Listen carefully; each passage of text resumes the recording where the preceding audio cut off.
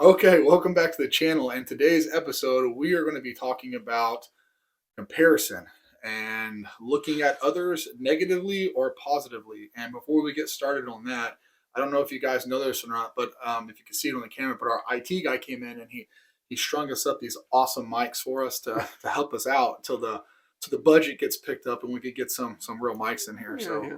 It's budget friendly.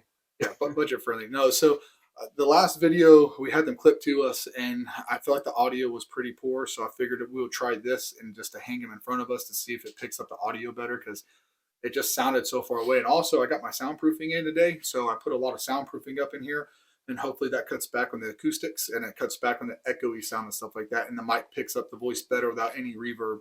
So, but all right, so and last thing before we get into this, hopefully Monday we'll be looking at finally settling down on a set of mics and possibly even a better camera so we can get better quality audio and video for you guys. And those of you who've been watching and sticking with us, man, we really appreciate you watching and checking out the content. So, okay, now into the topic, comparison. So I think there's two ways to look at comparing yourself to others. There's comparison, the thief of all joy, where you're always comparing yourself to someone or something better and you're always looking down on yourself or you're always feeling discouraged or behind on your own results and your own self progress and you're never satisfied or happy, right? There's two ways you could look at that. Like one, you could look at it like, well, I'm comparing myself to those who I want to be like, not who I want to be, but who I want to be like, and Hmm. how far I am and how big the gap is between me to them, and how much I have to go to close it, right? So there's that way to look at it, which is motivational if you're in like bodybuilding, powerlifting, just you just want to be more aesthetic looking. You just want to be big to be big or Yeah. muscular to be muscular, right? That is a I think almost a positive way to look at it. But when you have it come in a negative form, where you're like always like, why are my arms so small? And why is my chest so flat? And how come I'm not bigger? And I'm never gonna look that way. And I don't know why.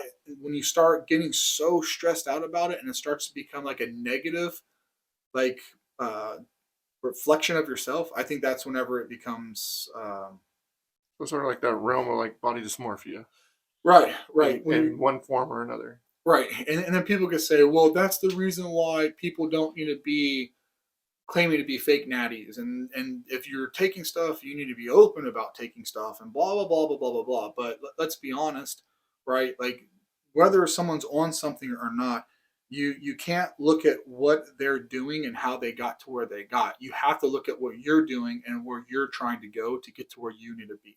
Because no matter who you compare yourself to, everybody's different genetic wise. And even if someone is taking something, that doesn't mean if you take it, you're going to respond the same way they respond. That's like Mm. some people could take creatine and it just does magic for them. I've never got nothing out of creatine. Doesn't matter how much I took, what brand I took, what doesn't matter what kind of creatine I've ever taken. I've never responded to it ever. And I've always was like, man, how come everyone talks about how amazing creatine is? I take it and I get nothing out of it. It's literally a waste of money for me to take creatine. It never did nothing for me. So it doesn't matter who's taking what and how. To compare yourself to somebody, regardless of where they're at to where you're at, to you need to be concentrating on your goals and how to obtain that by whatever means necessary. And I mean whatever means necessary if that's what's going to make you happy. Yeah. So, Like if you're looking at other people as like a comparison of like body types and stuff like that, you're never gonna be really satisfied.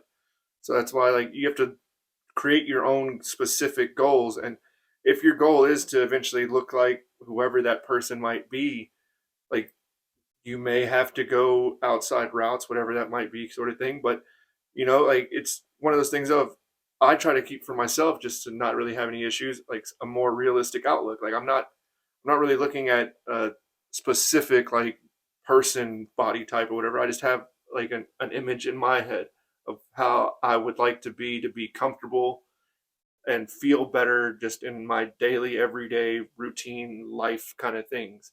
mm, And working towards that, I've made great progress. I still have a lot to go, kind of thing, but I'm going to keep moving in that direction. And as long as I know that I am getting closer to my goal of what I want to be and where I want to be, I don't really see much issue for myself.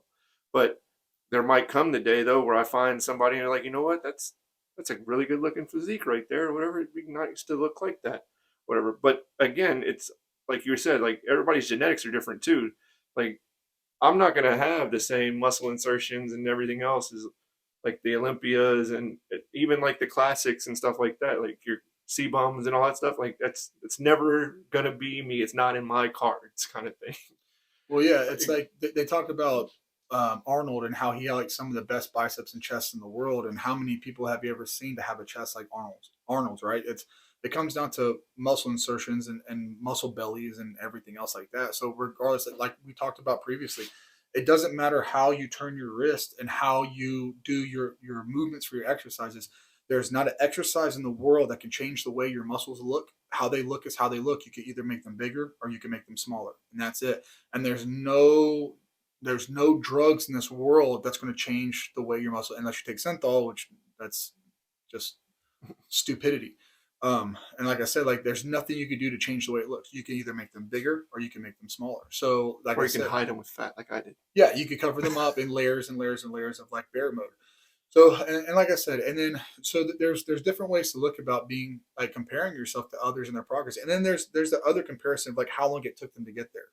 Like let's talk about Sam Sulek for a minute, right? He's a really hot topic. Like he's a good kid. I love him, you know. And like the thing is, it's like he's 21, but I don't know how long he's been on social media because I didn't really follow him. But I know he used to be a diver, and I don't know how long he was a diver until he got into bodybuilding. I'm sure he mentioned it at some point how many years he's been doing this. I don't know, but it couldn't be many, right? Maybe 3 years, 4 years, maybe 2 years. I don't know. From him to go from a diver to what he looks like now.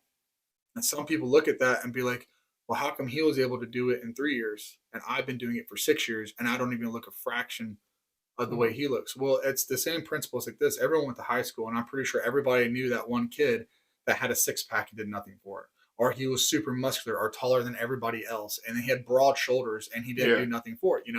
It's just some people are genetically gifted and they're just built different. I mean, it's just like look at Scott Mendelson. If y'all don't know who Scott Mendelson is, we're gonna put a little picture of him up right here. He was a world record bench presser, and he held the multiply bench press and the raw bench press. Right, so he was the only person in the world, I don't know now, but at the time, to ever hold the raw bench and the geared equipping bench press. Mm-hmm. Only person to hold both titles, and I think he held them both for like 10 years or something. He was the first person to break 1,000 pounds on the bench press. He broke a 700 pounds raw and 1,000 in gear, right? And then he ripped his pec completely off and stuff like that and everything. And well, actually tore his belly. That's most of it. There's a video of that of this super brutal. So like I said, and you look at the way he's built, and he has this big, massive belly, right? Abs. You would look at him and think there's no way. Abs, massive brick like abs, like Eddie Hall. Eddie Yeah. Hall, big, huge belly, has abs, right? There's just some people out there that are built different, and it doesn't matter what they did or didn't do. They're just built different, and you can try your hardest to look like them and replicate what they did, but if you don't have what they have, it's not gonna matter. And it doesn't matter what you take, what supplements you take, what drugs you take. It doesn't matter. So to compare yourself to them, the timeline it took them to get there versus the time, everybody gets there eventually. If you plug all the holes in your diet, you plug all the holes in your training, and you do what you need to do to get to where you want to be, everyone can get there eventually. Not everyone's going to be a pro. Mhm. Not everyone was built to be a pro. If they were, everybody would do it, but they're not. Some people just don't have the body look for it, the muscle insertions, the muscle belly. Some people just don't have the heart, the drive, the determination. Some people just don't have the longevity. There's so many variables that come into play that can stop you from getting to that pro card level. Mhm. Not professional wins, but just to become a professional bodybuilder or powerlifter or whatever. So some people just don't have it in their deck of hands. But if you have a goal, you will get there eventually. If you have a certain look or image or whatever, if you stick at it. And if you don't get to it, you will get really close to it, whether it takes you 2 years or 10 years to get there. Giving up and stopping because this guy took 2 years to get there and I'm on year six and I'm still not to where I want to be yet. Giving up isn't going to get you there any faster. It's just not. And that kind of segues into a different point I want to get on. It's like these morbidly obese people, like I've known so many morbidly obese people. I'm talking about like 400 pounds, 350, 300, all 300 plus. And I knew this one female, she was 5'2" and she weighed almost 350 pounds. That's a lot of weight for that frame. And I helped her for free, 100% for free. And she was losing weight steadily. And then she just stopped, started cheating on her diet, stopped working out, was lying about it, this, that, and the other. And then it didn't matter what I did or said to her. She just kept lying. And there's some people out there, like, even if you do it and give it to them for free, they won't care. They won't do it. They won't follow it, right? They're not going to do it. It doesn't matter. So, like, then they go, well, it's going to take too long. Okay, but stopping now isn't going to get you there any faster. It's like you've been this size for like 25, 30 years. Yeah, and I've been this size my whole life, and I'm okay with that. But you're not. And I know you're not because you came to me and you said, help me. I don't know how to do it my own. I don't have the money to pay someone. And I'm not capable of keeping myself accountable, and I need help. Help me. And I did, and I am, and I'm trying. And now you're getting hungry, and the weight's not coming off as fast as you want. But instead of going, you know what, at least it's coming off and it's working, and I have the help and I have the support to be able to call and have him talk me down off the edge of a bag of Oreos. Instead of doing that, I'm just going to ignore him and eat what I want and do what I want and give up because it's going to take way entirely too long to get there. But it's like, okay, 30 years to look like this. You lose a pound a week. If you had to lose 100 pounds, that's 2 years worth of work. A pound a week, that's 2 years worth of work. And if you give up in 3 months, it's not going to come any faster. You're just going to remain the same size you are, struggling with the same struggles you have, having the same insecurities you have, having all the same issues you have, more health problems and everything else. And it's never going to resolve itself because it's going to take too long. So you're going to spend the next 10 years, 20 years, 30 years, 50 years. If you live to 80 and you're 30, 50 years living that way because of it's going to take too long. I can't give up 2 years of my life to get in shape, but I could give up 50 years of my life and just keep being miserable like this. Yeah. And I'm not saying everyone's miserable being big and everyone wants to change and everyone has a problem looking like that. I'm not. But for the people who do and the people who are like, yes, I want to change, it's like, but giving up before you even get started to say it's going to take too long just doesn't make any sense to me. I just couldn't imagine. That's like people sitting there telling me, hey, dude, you're still fat. I know. Hey, man, you have small arms. I know. Hey, dude, your chest looks all gross because it's uneven. I know. There's nothing I can do about that. But it's like, I know these things and I'm working on them. And if I get discouraged when people tell me it's embarrassing, you don't look like a bodybuilder. You don't look like you work out. You don't look like you compete. You don't look like someone who has a gym that you have. It's embarrassing. What do I do? Do I give up? Do I quit? I go, you know what? You're right. It is embarrassing. I should stop making these videos. I should stop putting this content out. I should stop working out. I should just give up on competing because I don't look like it yet. Right? Yeah. So I should just give up on it because it's embarrassing and it's going to take too long. That's just a weird mindset to have for anything.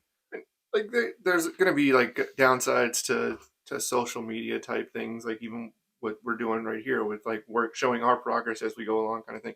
But I think like social media itself is very helpful in those situations too, just in the long run, because you have all sorts of ways to just look for motivation even with the social media things from like YouTube and TikToks, whatever it might be, kind of thing, just because you have like all those videos, like the short ones where you just like you see the transformations between the two. And like not everyone's going to give you the whole like outlook aspect of it, of it took me this long to get from point A to point B kind of thing, where we're more showing that full journey.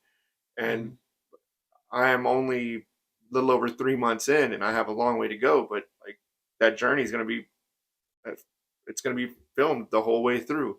And eventually like I'll have that point of like went from here to here, but if you want to see what happened in between, like check it out kind of thing. Oh yeah. And like, but seeing those things, whatever, it should help people in the long run anyway. Just go, okay, you know what? Like it is possible because this is the transformation that like this person was here and now they're there, whatever. And this person, same thing. And then this person, same thing, whatever. And you go down that rabbit hole of looking at stuff like that or whatever. And you should help get that motivation into you or whatever. Like I can do the same thing. Like there's nothing stopping me but me of accomplishing those same exact things of like the transformation to go from here to here.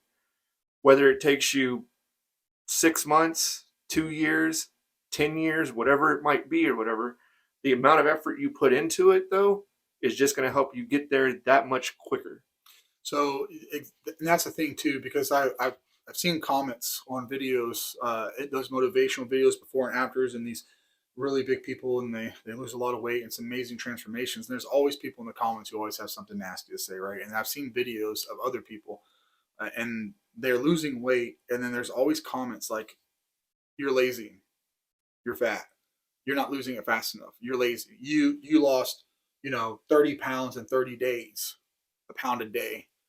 I've seen people lose 2 pounds a day every day for 30 days. You're not doing it right. You're lazy. Like, what? Like, that doesn't make any sense, man. Like it doesn't. I don't understand why people do. Like, I've seen so many videos, like I said, where people, they'll lose, like, let's say 20 pounds in 6 months, and they're bigger, bigger individuals. And they'll lose maybe 20, 25 pounds in 6 months, and people are like, "You're lazy. You're worthless. You're messing up. You're breaking your diet. You're not sticking to it. You're not being consistent. You should lose way more weight the size you are in 6 months and 25, 30 pounds. That's pathetic, right?" But it's like, well, hold on, but hear me out. That's 25, 30 pounds they wouldn't have lost if they would have just gave up and not done it at all. So Yeah. losing 25, 30 pounds in 6 months, then another 25 to 30 pounds in another 6 months. I mean, that's 50 to 60 pounds in a year. You keep going, and in 3 years, you're going to be down 150 pounds, depending on where you are in the spectrum of overweight, right? It's like I can stick to 20 pounds, 30 pounds every 6 months. I can consecutively do this consistently. I may not always hit my goals or hit my numbers or hit my steps or get to the gym or eat my meals like I'm supposed to eat, but more often than not, maybe 80% of the time, 70% of the time, I'm doing what I need to do. And that 70% got me to 30 pounds in 6 months versus not doing anything at all and not going nowhere with my progress, because I have to have a mental break. Because let's be frank, there's a lot of mentally weak people out there. If they weren't mentally weak, they wouldn't be where they were. Food is one of the most highly addictive things on the planet, and it's available everywhere because you literally need it to survive. Like, you look at drugs, right? You can get off of drugs and survive. You can't get off of food and survive. You have to eat. And if you have to eat, I might as well eat something. If I absolutely have to eat, I might as well eat something that I want to eat. Yeah. It's addictive, and it's not something you can just walk away from and be like, "I'm done with this." It's just, you Yeah. just can't. You cannot do it. So, like, for people to be like that, it's just like, listen, if you can, and I've told bigger clients this before too. Like, look, if you can stick to 70% of your diet. Let's not even talk about 70%. Let's talk about 50%, right? Let's talk about 50%. If you go from just living wild and out and not ever doing anything ever before in your life, let's not go 100%, because that might be too much for you. And Yeah. you're obviously addicted to food. You're obviously mentally weak. You obviously have a relationship with food in a negative way because you want it to be how you were. And then you also have low willpower because you don't move around, you don't exercise, you don't work out, you don't do nothing. You are at this point completely worthless of a physical human being. I'm not saying you're worthless as a person, you're worthless as a physical human being, because anything physical you've avoided to this point to be where you are now. So instead of going 100%, let's go 50. Let's start off dieting 50%. Let's clean up your diet 50%. How many times do you eat a day, and what do you eat? Let's clean up 50% of that. How much do you move right now? How many steps do you think you average a day? Well, I'll go from the couch to the bathroom, and then back to the couch, and I'll go from my couch to my car, and then back from the car to the couch, and then, okay, so you do about 400 steps a day. Let's try to do 500 steps a day. Let's Yeah. just increase it a little bit. And then, you know what? Next week, let's go to 800 steps. And let's take that 50% to 55, 60%. And let's slowly work our way into this till we're closer to 100%. And by the time you get to that point, you've developed a habit, and you're developing a better relationship with food, and you're becoming more used to moving around and being active. And it's just overall a better way to go about doing it. Taking somebody who's never done it before and then going like, "You've only lost that much weight. You're lazy. You're lazy, and you know, be a man or be a woman or whatever." It's like, why do you think they're trying to do. Like they're not trying to be a man or a woman. They are, and they're trying to better themselves. So for you to come in and be like that, it's like you're not helping anyone. And it could just be something simple as too, like somebody doing 20 pounds, 30 pounds, 6 months, whatever it might be, or just however it might go. That might be their first leg of the journey, and that might be also what gets them to that point where it's like, okay, they were monitoring it every single day, so they didn't really see like that big difference. But at that 6 month point, they might have run into somebody or something like that that hadn't seen them in that 6 months, and they're like, oh wow, like big change, like you doing something different, whatever, and that might be the thing that kicks them off. And that next bulk of time or whatever, they go like, you know what, let's go for more. Let's do like 50 pounds Mm-hmm. or more or whatever it might be, and like it's going to steamroll and like just kind of build up into the next thing, and just continue to like compound on itself because like Like snowball effect. yeah, like it's just going to be like that little bit of extra, whatever, like where they because they were monitoring it the whole time, like I've done with checking the weight every day, just because I like to keep a more consistent idea of how I'm doing, sort of thing. But again, like because of the filming and stuff, like I've told you, like I've never really been one that's like taking pictures and been like in front of the camera, things like that. But this has helped me though go and be able to see like what a little over 3 months ago, 15 weeks, 16 weeks ago, Yep. where I was at to now, and it's like wow, like and then even It's with eye opening. yeah, with yesterday, like because yesterday was Thanksgiving for us, so people were coming over that I hadn't seen in a while, and they noticed it. And it's like, oh, this is actually really nice. It gives it does. It's like that little bit extra drive. You're like, you know what? Like, yeah, which the next time you see me. Well, yeah, exactly, and that's that motivation. And when people see 20 pounds, like that's it. It's like you're going about the wrong way. You don't need to be doing that's it. What you need to do is you need to be looking at like that's awesome, that's incredible. Keep going, keep pushing. Right?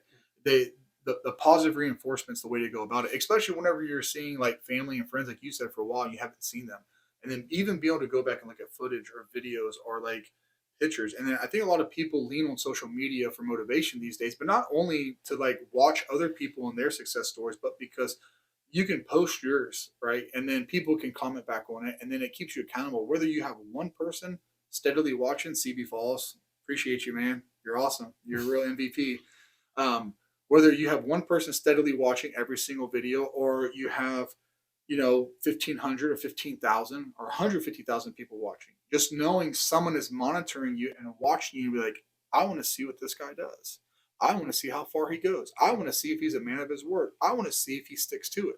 I want to see if he's able to do what he said he's going to do, and how far he's going to be able to go before he either breaks or he hits his goal. Because I'm either I want to be there when he fails because I couldn't do it and I want to watch him fail, or I'm on my own journey, and if he can do it, it motivates me to do it. So there's a lot of different ways to go about it, and then other people just like to watch it, just simply due to the fact that it's entertaining to watch, and people enjoy watching Mm-hmm. like-minded stuff. You have car guys who like to watch car videos. Hey, look at this guy working on his car. It's not my car. I don't even own a car like that, but it's car stuff. Yeah. Hey, look at these people going hiking in the mountains. I'm never going to go hiking there, but I'm into hiking, so I'm watch these guys go hiking. Well, look at these people cooking this food. Like I don't even cook food like that, but I like cooking, and it's a food, and I'm going to watch.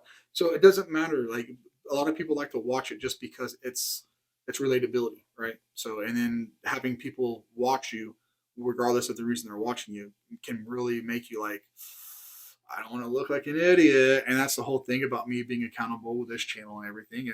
And for those of you who don't know, it's called you, me, and the scale. Not like you, me, and the scale, but it's like me against me, using the scale as a gaugement of tool to see how far I go. So it's like you, me, and the scale. Like, and that's for him too. It's not me versus him. It's him versus him. It's his like cravings and desire and laziness and relaxing side of him that doesn't want to get up and do these things. And it's the other side that's motivated, that's like, we got to do these things. It's you versus you. Ronnie Coleman said it over and over again. And who's your biggest competition in the gym? Me. I was my biggest competition. Who was the biggest person or the most competitive person that you had to compete against every year? He's like, not to be arrogant or cocky, but it was me, because those guys were in the gym doing what they needed to do. And it came down to my mindset to get in the gym, to work out, to train hard, to diet, to do what I had to do to come in next year, to be better, to beat everybody. Because I was just trying to beat how good I was the year before. So it wasn't anyone else. It was me having to fight myself to do what I needed to do. Yeah. You know, he said it time and time again and everything. But his biggest competition definitely was Jay Cutler. Then he lost to Jay Cutler. I think it was '04. Can't remember what year it was, but he lost to Jay Cutler. And then I think he competed one or two more times after that, and he just started dropping in the ranks, and he just retired from that and everything. Mm-hmm. So then all his back problems came in, and that really is unfortunate for him and stuff like that, because he's a legend, man. So there's a lot of YouTubers now that are actually making a lot of content with him and stuff like that. And a lot of people are trying to say that they're just like exploiting him for clout and just trying to like use his name to grow their stuff and everything. But honestly, I He'd think just be a great person to hang out with. no, and I was say honestly, Ronnie's just a really genuine person. He's just such a nice freaking guy. And like anyone that got the opportunity to go hang out with him and make a video with him and have that to go back and watch and smile on, and like, man, I remember, like, why would you not take the opportunity? Ronnie is, and to be honest, like, them doing this with their channels is also giving him more exposure, because he has a supplement line and he has a bunch of products and stuff like that too. So honestly, it kind of helps him get his name out there to people who maybe don't even know who he is, which would be kind of hard to not know who Ronnie is, but still, you know. Or just they'd be like back in the day and be able to get pulled over by him. Oh yeah, like what? I've been speeding through Arlington this whole time, hoping you'd pull me over, man. Awesome. So gentle giant he is. Mm-hmm. So like us standing on the shoulders of giants, you know, using what they learned and trying to, you know, implement their teachings later down the road, but try not to get hurt. So, but yeah, like I said, so to me, I think there's a couple of different ways that you can compare yourself to others in a negative way and a positive way. And I think that a lot of people can easily go the negative way due to the fact that, I mean, a lot of people are just more programmed to be negative. You have the super hyper nice people. They're also always positive, and those are like the best people to be around. Then you have the guys who always have something negative to say, no matter what. It's like, hey, dude, I did this. Yeah, but you could have done this. Okay, you know, I don't like being around those people. You know, you walk with the lane, you'll develop a limp. I like to be around people who's like-minded, like myself. Like I don't want to be around anyone who's going to tell me you can't do it. That doesn't motivate me to prove them wrong. No, that doesn't motivate me. It just irritates me. Like, why are we so negative, man? What's the point of that? So, I think that's going to be it for me on this one, man. Is there anything else you want to add? I'm sure there's something else I want to talk about. I want to bring it up, and then after I go back and edit and watch the video, I'll be like, oh, up and say that. So, Yeah, no, I think I'm good for tonight. so, but yeah, today's Friday. Yesterday was Thanksgiving. Well, actually, this video will be dropped on Saturday. So, but this was filmed on Friday after Thanksgiving. I want to talk about this just for a second, then we'll go. Thanksgiving. There's a lot of people who actually talked about like, hey, Thanksgiving doesn't mean you have to eat all out and mess your diet up and just go off the rails, and you can have a meal, and that you can. Like I ate one meal for Thanksgiving, and that was it. And I ate my diet. I worked out. I did everything I was supposed to do the day of Thanksgiving. And then whenever the dinner time rolled around, my family came over. I had my one massive giant mound of everything I could fit on my plate as much as I could, because I'm human. I don't get to eat my mom's cooking every day anymore. I don't. And my mom cooked a lot of the food. I cooked a lot of food. My wife cooked a lot of food. And I'm not going to miss out on my mom's cooking. Like, I'm just not. You know, it's just one of those things. So, you know, I enjoyed myself. And then today I woke up, and I'm going to be honest with everybody. I opened up the fridge and had all my meals and my diet and everything. I was like, all right, I reached right past those, and I grabbed the turkey, and I got the potatoes, and I grabbed the, you know, all the stuff from green bean casserole and all that stuff. I was like, I'll just weigh this out, and then I just started loading the plate up. Like, oh no, and I just ate because it was good. And y'all can judge me and say that's the wrong way to do it, but look, this is once a year. I know 2 days isn't once a year, right? It's twice a year. But I enjoyed myself, and I'm not going to beat myself up for it.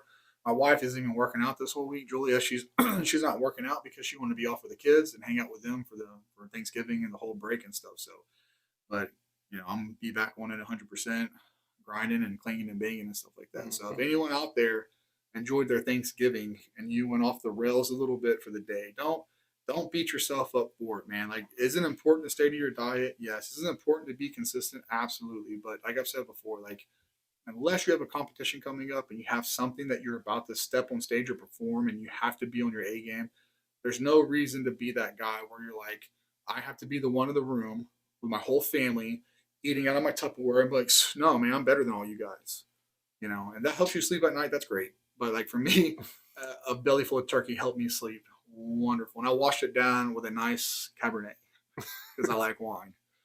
So, Yep. But yeah, it was a good time yesterday. I enjoyed the food. I cooked absolutely none of it, so it was it's the best kind of food because I'm a terrible cook. yeah. And actually, this year for Christmas, my brother was telling me he wants a brisket. He says, I don't want to do, he's like, you do turkey for Christmas too. I'm like, yeah, I do turkeys twice a year. It takes me a week to prep my turkey to get it ready to cook, you know, not just the frosting. There's a lot that goes into it. And this year, he was like, can we do a brisket? I was like, you want brisket? He's like, yeah, I really want a brisket. I was like, all right. I was like, do you want sliced, chopped? How do you want it? He was like, both. I was like, okay. I was like, so y'all just want sliced brisket. I was like, we could do baked potatoes for Christmas. And he was like, yes, loaded barbecue brisket, baked potatoes. So we're probably going to do loaded barbecue brisket, baked potatoes. And I know your family's going out of town for Christmas, and you know you're always welcome over here. Just so you know, we're probably doing brisket. And this year, here's the kicker: he's like, I'll buy it this year. I always pay for Christmas and Thanksgiving dinner for everybody. I pay for everything, right? No one ever spends any money buying anything for the holidays. I buy all of it. And this year, he was like, I'll buy the brisket. I was like, okay, well, what kind of brisket do you want? And Julia goes, she says, why don't you get a Wagyu? I was like, he's like, yeah, get whatever you want, and I'll just reimburse you the money. And I just kind of looked at him. I was like, you want me to get a Wagyu brisket? He's like, yeah, absolutely. I was like, you know, those are like $200. Sometimes they get closer to like $350. He's like, yeah, it doesn't matter. Just get whatever you want. Okay, so we're gonna have a Wagyu brisket this year for Christmas, so it's gonna be amazing. I'm super excited for it. Yeah, sounds good. So I'm gonna get my beef in that way, you know, and I might eat on that for a couple of days. Oh, yeah, I eat nothing but red meat, so Yep. whatever's left over, I'm probably gonna get about a 14 pounder. So whatever's left over, I'll just Two of them. Yeah, yeah. Hey, sorry, man. It was like $1,200. You know, it's one big brisket, but so since it's just red meat, anyways, I'm just going to divvy that up, whatever's left over, and use that for my meals until I Yeah, run out. potatoes are still like they're like rice. Yeah, pretty much. It's just a different kind of carb. I mean, creamy and delicious with butter and milk. Oh man, hey, I'm Southern, man. I love good cooking. Now if I could just actually, I might do some okra too. I love fried okra. Maybe we'll do a whole barbecue style Christmas dinner instead of a traditional one. Yeah. So, but all right, well, we kind of got off a little topic I there. wouldn't. I wouldn't be against your ribs being cooked either. I'll have enough room on the pit. I can do ribs too. We'll see how it goes. I might throw a pork shoulder in there too. Who knows? We might just have a meat fest. That'll be my Christmas gift to everybody. Here's your meat fest. So we'll start calling it from now instead of Christmas. Call it meat fest. So, but that's going to be it for this video, guys. We appreciate y'all watching. If y'all made it through that little silly segment, I guess you should probably leave a like because you were probably just a little entertained, if not a lot of entertained. And if you haven't subscribed to the channel, we would appreciate it if you guys subscribe to the channel. But all the same, thank you for watching, each and every one of you. And until tomorrow. Yep. Later.